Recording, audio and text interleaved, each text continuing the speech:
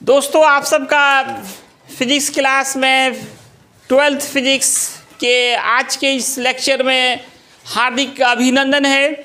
आज मैं काफ़ी इम्पोर्टेंट क्वेश्चन लेके आया हूँ। बोर्ड मॉडल क्वेश्चन है। 12th फिजिक्स बोर्ड एग्ज़ाम, चाहे वो सीबीएसई बोर्ड हो या फिर बिहार बोर्ड हो, सबके लिए काफ़ी इम्पोर्टेंट फार्मूला है।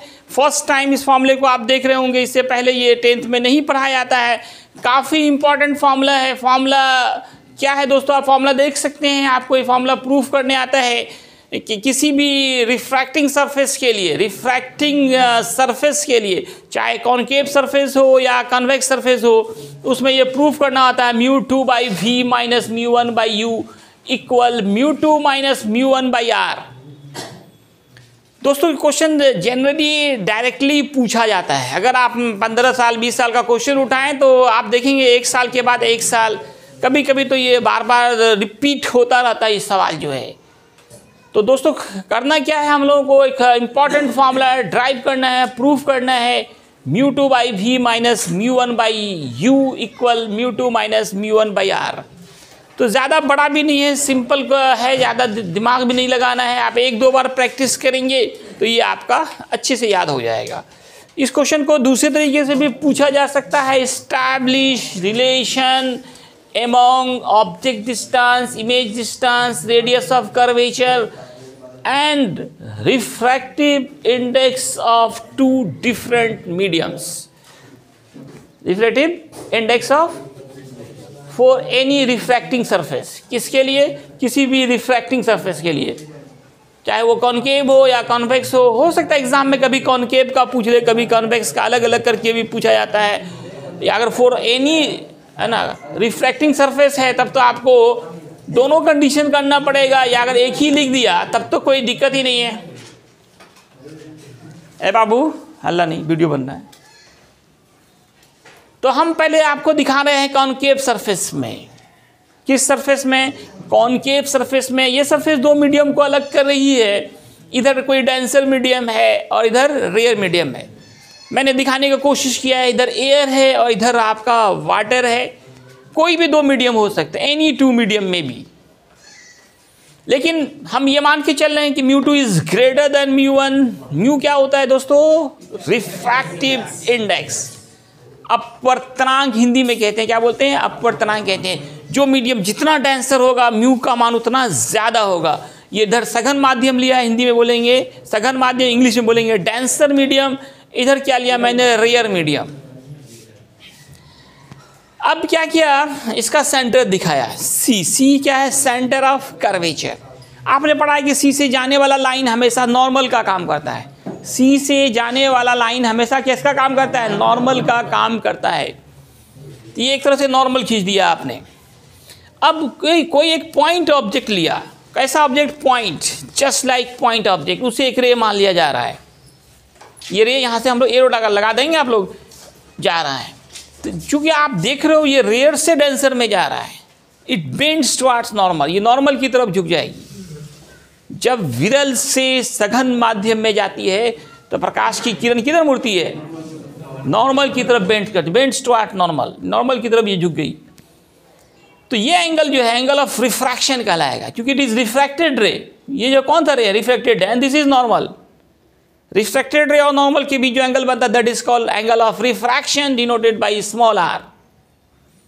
And this is incident ray and this is normal, so this angle is the angle of incidence denoted by i, small i। ये आपतन कोण बोलते हैं इसको, हिंदी में बोलते हैं अपवर्तन कोण। ये r है तो ये भी r होगा। ये टोटल का टोटल हमारा i है। इस एंगल को थीटा माना, इसको माना 180 minus theta. Any problem?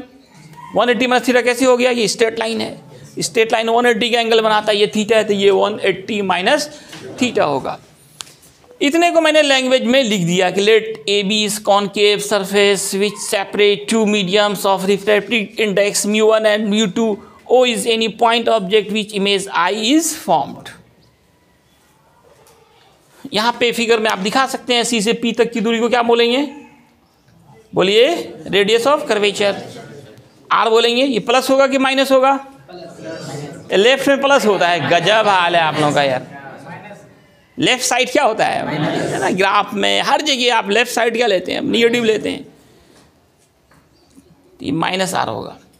Object distance को क्या मानते हैं, ये यहाँ से यहाँ तक देखिए वस्तु दूरी है ओ से सी से पी, इसको क्या मानेंगे, माइनस यू।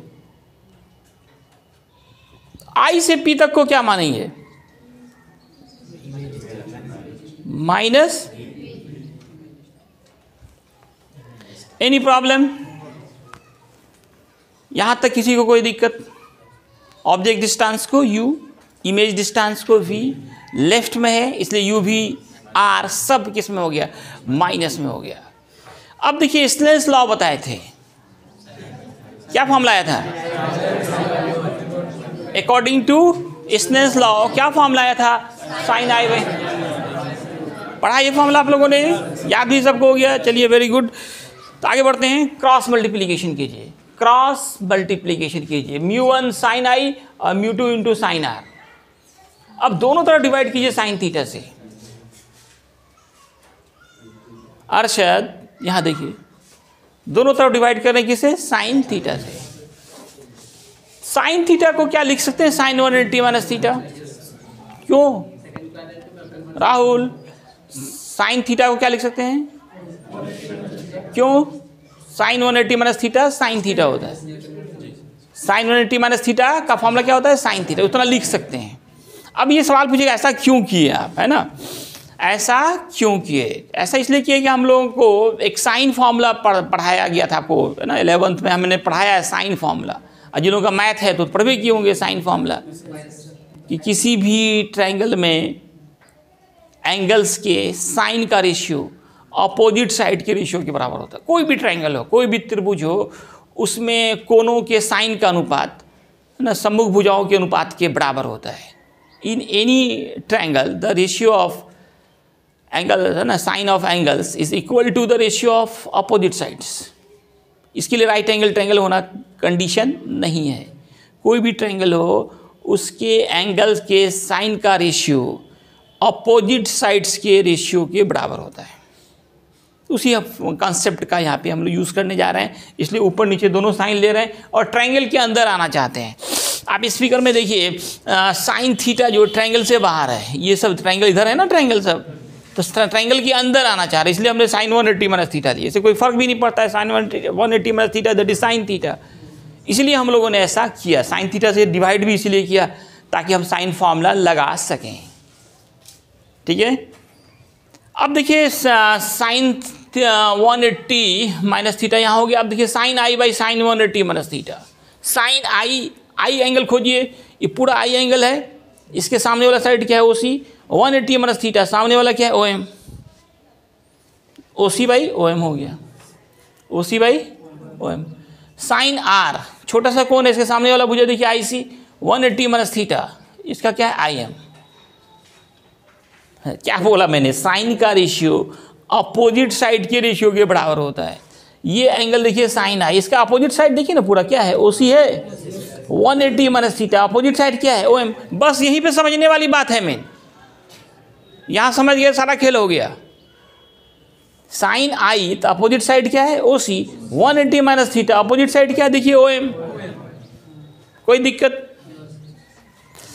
अब देखिए साइन आर, ये एंगल साइन आर दिख रहा है, इसके अपोजिट साइड देखिए क्या है, IC, 180 minus theta, opposite side I M. M और पी एक दूसरे के वास्तव में बहुत क्लोज होता है, नज़दीक लेना पड़ता है। हमने कहा ना बिना समझौता किए कुछ नहीं होता है, फिजिक्स समझौता करना सिखाता है, तभी आप आगे बढ़ सकते हैं जीवन में, नहीं तो वहीं के वहीं रह जाएंगे। तो हम लोग यहाँ समझौता क्या कर रहे हैं, ओ एम को ओ पी के बराबर मानना है, आई एम को आई पी के बराबर मानते हैं। बराबर होता नहीं है, लगभग बराबर होता है, ये एक ही कंडीशन में होगा, when M is very close to P, M P के बहुत नज़दीक हो तभी होगा, ये मानकर ही हम लोग चल रहे हैं, क्योंकि सभी दूरियां पोल से नापी जाती है। All distance measured from pole, चाहे object distance, image distance, radius of curvature, all distance measured from pole. इसलिए हम सबको क्या कर रहे हैं, पोल के टर्म में कन्वर्ट कर रहे हैं। इसलिए ओ एम को किसके बराबर मानेंगे, ओ पी। आई एम को किसके बराबर मानेंगे, आई एम। एम को खाली यहाँ लाना है ना, तो आई पी के बराबर होगा,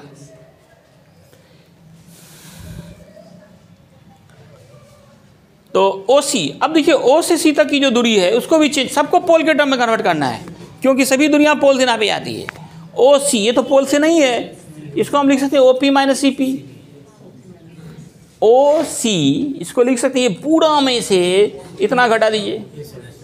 आई सी इसको क्या लिख सकते हैं, I P minus C P, C P P C जो बोलते हैं हम, वही काम किया यहाँ पर। देखिए ओ सी को O P minus C P, O M बोले ना एम और P very close to each other, O M is equal O P, mu two I C को I P minus C P, और फिर M is very close to P तो I M equal I P.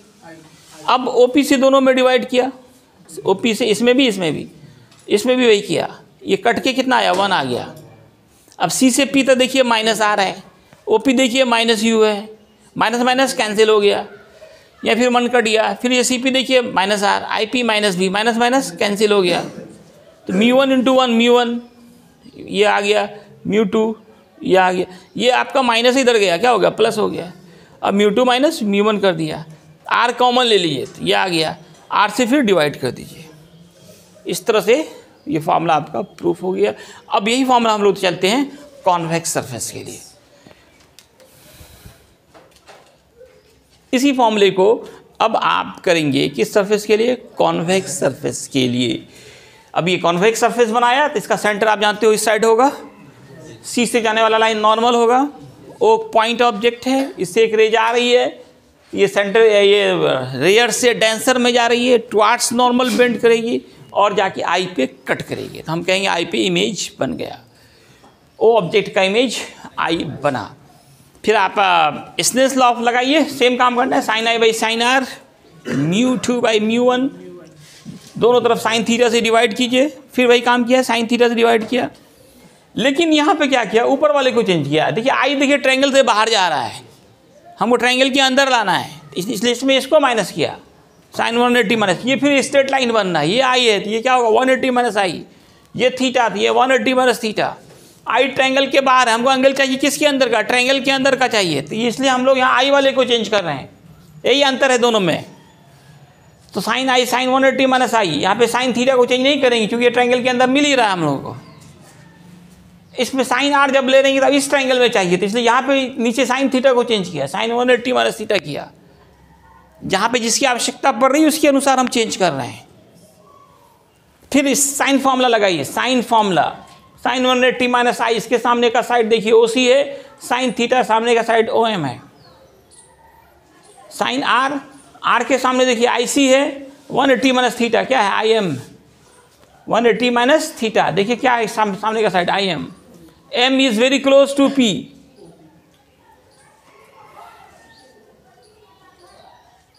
वहाँ लिखे होंगे O P, फिर वहाँ पे आई एम की जगह पे आई पी, और फिर ओ सी को तोड़ के लिखा है यहाँ पे O P plus P C, और फिर आई सी को, आई सी देखिए सी आई जो दिख रहे हैं आई सी को तोड़ के I P minus P C, O P से दोनों तरफ डिवाइड किया सब में, ओ पी सी इसमें भी इसमें आई पी से दोनों में डिवाइड किया, ये कट गया 1 हो गया, कट गया। अब पी से सी तक की जो दूरी है, पी से सी तक की दूरी देखिए क्या है, ये बोलो क्या है, पी से सी तक क्या होगा, सब लोग नहीं बोल रहे हैं, ये भी भूल गए क्या, रेडियस ऑफ कर्वेचर। ओ से पी तक की दूरी बोलो जी माइनस यू ऑब्जेक्ट डिस्टेंस, और पी से आई की दूरी इमेज डिस्टेंस, इसको क्या बोलेंगे, इसको बोलेंगे प्लस या माइनस, राइट है, उसको पुट कर दीजिए, यहाँ पे सारा मान पुट किया, प्लस माइनस माइनस। अब देखिए दोस्तों क्या हो रहा है, अब क्या हो रहा है कि ये प्लस माइनस माइनस, ये तो माइनस है ही, यहाँ से इस इक्वेशन को और यहाँ से मिला के देखिए, यहाँ से दोनों क्या है सेम है। अब यहाँ के बाद फिर आपको क्या करना है, ब्रैकेट तोड़ करके सॉल्व कर लीजिएगा, फॉर्मूला आ गया। तो सब लोगों को करना है, ऐसा नहीं ये भी छोड़ देना है, खुद से भी कुछ करना सीखिए, सब लोग दिखा के जाएगा इतना किया कि नहीं।